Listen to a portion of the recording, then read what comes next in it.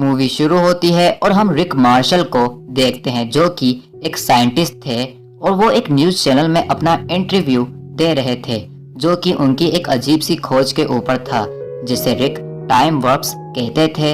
रिक मानते थे कि हम एनर्जी के जरिए टाइम वार्प्स में घुस सकते हैं और वहां से एक पैरेलल वर्ल्ड में जा सकते हैं जहां पास्ट, प्रेजेंट और फ्यूचर साथ मिलते हैं। मगर होस्ट उनकी इस खोज पर उनका मजाक उड़ाता है क्योंकि ऐसा आज तक कुछ नहीं हुआ था। इस बात से रिक गुस्सा होकर वहां से चला जाता है। कुछ सालों बाद रिक एक स्कूल में पढ़ाता था जहां वो बच्चों को बताता है कि हमारे वर्ल्ड में टैक्योन पार्टिकल्स घूमते हैं और अगर हम उन्हें कंट्रोल करने के लिए एक मशीन बना दे तो हम टाइम ट्रैवल कर सकते हैं।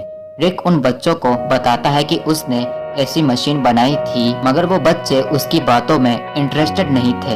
वहाँ से सबके जाने के बाद रिक से मिलने होली आती है जो कि रिक की बहुत बड़ी फैन थी।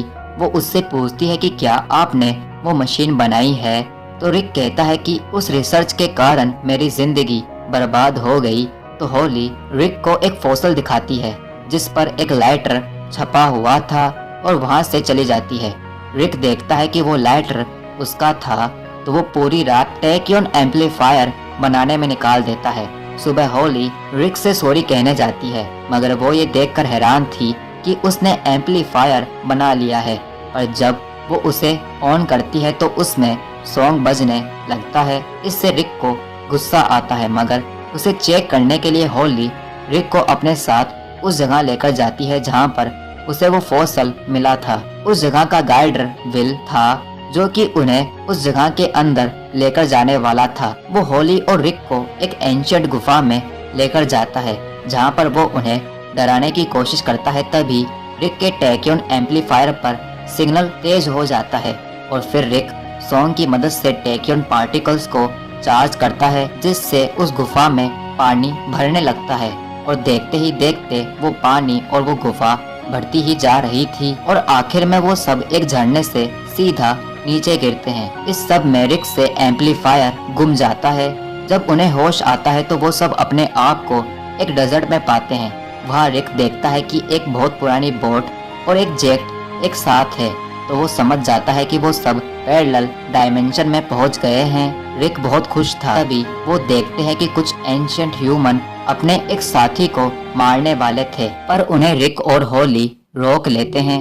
विल उन्हें डराने के लिए उन्हें लाइटर की आग दिखाता है पर वो उससे लाइटर लेकर भाग जाते हैं। होली उनकी लैंग्वेज जानती थी तो वो उस एंशिएंट ह्यूमन से बात करती है जिसे वो मार रहे थे। होली उसे पसंद आती है। वो अपना नाम चाका बताता है पर जब उससे रिक बात करता है तो वो उस पर गुर्रा कर वहाँ से भागने लगता है। उसके पीछे सब जाते हैं पर वो सब एक जगह पहुँच जाते हैं जहाँ पर स्केलेटन्स थे। रिक को चाका पर गुस्सा आ रहा था लेकिन होली उससे कहती है कि रिक मास्टर है तो चाका रिक की सेवा करने को तैयार हो जाता है। विल इस सब से डर गया था पर तभी उन सब को बेल उल्टा लटका लेती है तो रिक वहाँ से निकलने के लिए सबको झूलने के लिए कहता है। तभी वहाँ पर टी रेक्स आ जाता है।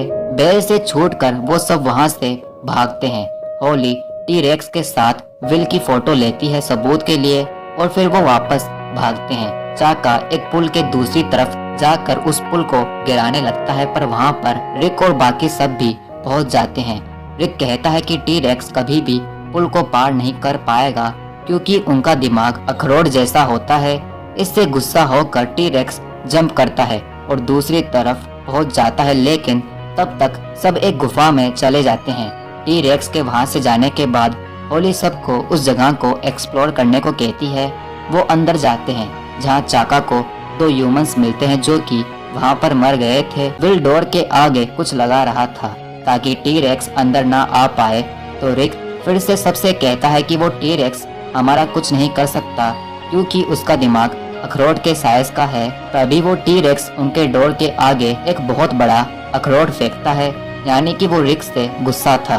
सुबह जब रिक उठता है तो वो वीडियो में बताता है कि उसे चाका पसंद नहीं है। चाका उनके लिए वहाँ पर कुछ फ्रूट्स लेकर आता है खाने के लिए। इससे रिक खुश होता है मगर उसमें से बहुत सारे इंसेक्ट निकलते हैं और रिक बाहर जाते हैं जहाँ पर उन्हें फॉरेस्ट के अंदर एक ब्लू कलर की लाइट दिखाई देती है और फिर रिक को एक एलियन नजर आता है अपने विजन में, जो कि उससे मदद मांगता है। रिक वहां से फॉरेस्ट के अंदर जाता है जहां पर उसे एक एंशियंट जगह मिलती है। वहां पर सब आते हैं। चाका उन्हें वार्न करने की कोशिश करता है अगर उन्हें कुछ समझ नहीं आता, पर तभी वहां पर बहुत सारे एलियंस सोल्जर आते हैं। होली उन्हें मारने के लिए अपना बेल्ट निकालती है तो रिक उसके जरिए लाइट से उस पिरामिड को खोल देता है जिसके अंदर वो सब जाते हैं, पर वहां पर वो सोल्जर्स नहीं आ पाते। वहां पर उन्हें वो एलियन मिलता है जो कि रिक के विजन में आया था। वो उन्हें कहता है कि वो एनिक है और वो उस जगह कुछ क्रिस्टल की प्रोटेक्शन कर रहा है, क्योंकि वो क्रिस्टल अलग अलग डायमेंशन को खोलते हैं। और फिर वो रिक से कहता है कि ज़ान नाम का एक एलियन इन क्रिस्टल के जरिए तुम्हारी दुनिया में जाकर उसे तबाह करने वाला है और उसे रोकने के लिए सिर्फ टेक्योन एम्पलीफायर चाहिए जो कि आपने बनाया है और आप ही उसे रोक सकते हो। रिक को विश्वास नहीं होता, लेकिन एनिक उसे यकीन दिला देता है। रिक उसे बताता है कि मैंने उसे खो दिया है, तो एनिक उससे कहता है कि वो यहीं है। तो रिक उसे ढूंढने के लिए बाहर जाता है। वो अपना प्लान सबको बताता है और फिर टी-रेक्स से बचने के लिए अपने आप को डायनासोर के यूरिन में नहलाता है और उसे पी भी लेता है। ये देखकर विल और होली को अच्छा नहीं लगता और इससे रिक की आंखों में दर्द भी होने लगता है। चाका उन्हें अपने साथ चलने को कहता है और वो सब एक जगह पहुंचते हैं जहां पर उस डायमेंशन का डोर था। डोर से एक आइसक्रीम वैन वहां आती है जिसमें एक आदमी था जिसे कुछ डायनासोर खा लेते हैं। तभी वहां पर टी-रेक्स और एक और डायनासोर आता है। वो फाइट करने वाले थे। रिक कहता है कि इनका ध्यान कहीं नहीं भटक सकता, लेकिन वो रिक की इस बात पर गुस्सा हो जाते हैं। वहाँ से वो लोग भागते हैं। वो दोनों डायनासोर रिक के पीछे थे, तो रिक उनसे पीछा छुड़ाने की कोशिश कर रहा था, लेकिन तभी उसे एक फायर एक्सटिंग्विशर मिलता है। रिक उसमें फायर एक्सटिंग्विशर डालकर फेंकता है जो कि डायनासोर के मुंह में चला जाता है, जिससे वो मारा जाता है और उसके छोटे छोटे टुकड़े हो जाते हैं। असल में टेक्योन एम्पलीफायर उसने ही खाया हुआ था। रिक और सब उसे उसके सॉन्ग को फॉलो करते हुए ढूंढ रहे थे।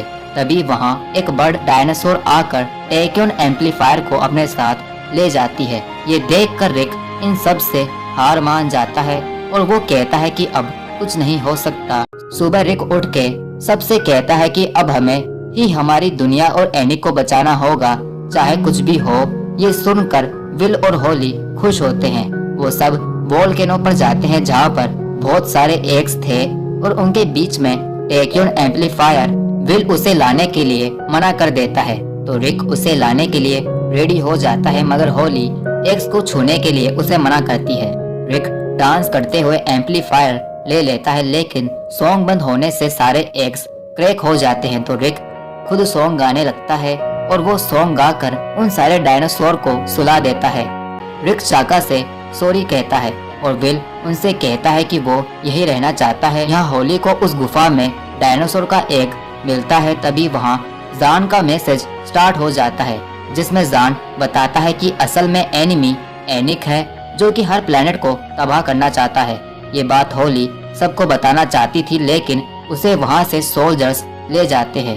विल और रिक पहनकर एलियन की कोर्ट में जाते हैं जहाँ होली को एनिक की मदद करने के लिए मारा जा रहा था। तो रिक और विल उनसे कहते हैं कि हम भी एनिक के साथ हैं। तो जज उसे एनिक की सच्चाई बताते हैं और फिर अपने सोल्जर्स को उन्हें मारने को कहते हैं, लेकिन वो सब मिलकर उन्हें मार देते हैं। और फिर होली रिक को किस करती है और अपने प्यार का इजहार करती है, पर रिक उसे बताता है कि असल में उसने चाका को एम्पलीफायर लेकर एनिक के पास भेजा था। वहाँ से वो सब एनिक के पास जाते हैं जो कि क्रिस्टल की मदद से अर्थ पर जा रहा था, लेकिन रिक उससे फाइट करता है और विल उसकी मदद करता है। लेकिन इस सब में एक क्रिस्टल टूट जाता है जिससे पोर्टल बंद होने लगता है। रिक होली से क्रिस्टल का टुकड़ा लेकर उसे टूटे हुए क्रिस्टल की जगह लगा देता है। उनके पास ज्यादा टाइम नहीं था, लेकिन एनिक विल को पकड़ लेता है। तो विल रिक और होली को वहाँ से जाने के लिए कहता है और बोलता है कि मैं यही रहना चाहता हूँ। तो रिक और होली वहाँ से चले जाते हैं। रिक होली से अपने प्यार का इजहार करता है। कुछ महीनों बाद एक बार फिर मार्शल इंटरव्यू देता है उसकी इस खोज से वो बहुत फेमस हो गया था और इसी के साथ ये मूवी एंड हो जाती है।